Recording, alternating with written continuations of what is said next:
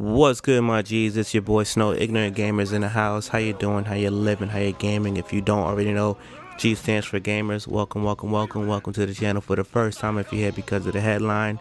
And if you already subscribed, you already know your team IGZ, hashtag IGZ up. You already know what time it is. Look, this is an update video to the 4 in February gaming challenge. Again, IGZ isn't the creators. We just keep it running.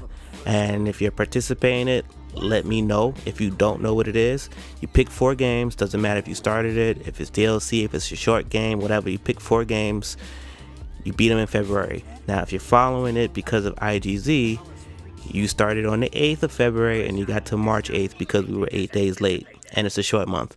So shout out to Miss K, because I know she told me she had beat 2 games in the last video. She told me she beat 2 games, which was Medal of Honor Warfighter and Devil May Cry, which I'm assuming is the reboot on PC, and she's gonna do Injustice 2 and Batman Arkham Origins. I too will be doing Injustice 2. Now, I beat Marvel vs. Capcom Infinite, and I originally, for my first game, I said I was gonna do 3 games that count as 1. I'm gonna reduce that to 2 because honestly I didn't expect the Marvel vs. Capcom Infinite game to be that long, and it took a little longer because I ran into some issues with the final boss. I don't want to spoil it, so I'm not gonna put that clip in the channel. I'm not gonna do that to you. So anything that's running in the background right now is probably just I don't know, just my fights along the way. So if I'm not mistaken, the Injustice one was about 2 hours. Actually, there's a correction. The Injustice God Among Us Part 1 campaign was about 3.5 hours, so it's about on par. And this was like 3.5 to 4 to 4.5, depending on how much you get your ass whipped by the last dude. And here we are with this video. So yeah, I'm gonna fall back on that.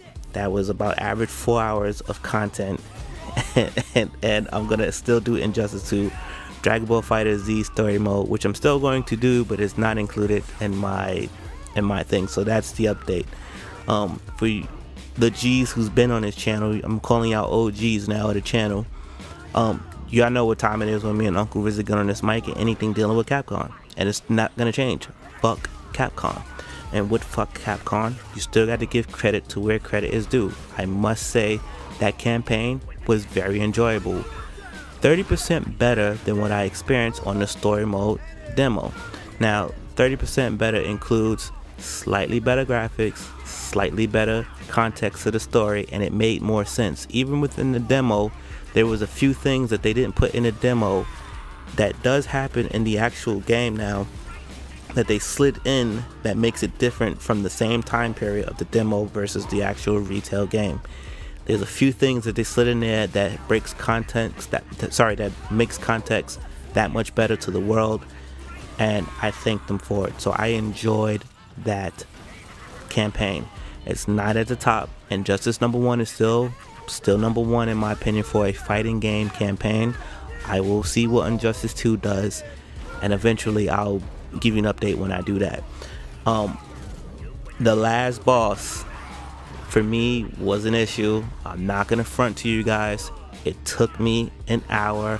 I was getting frustrated. I even had to pause the game, walk away from it, get something to eat, and come back to it, and then I beat it like it was nothing, which should have happened the first time.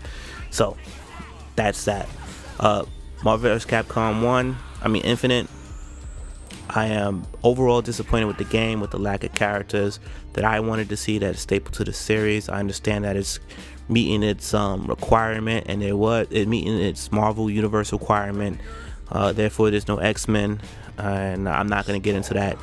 Is the game a purchase? If you can get it at a 40 to 40% or more discount, absolutely. But for me, Skullgirls is still my number 1 fighter.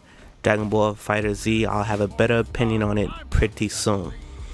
Now, my next game up that I'm right there is Shadow of War. I got to the point where it says, hey, if you do this mission, that's it.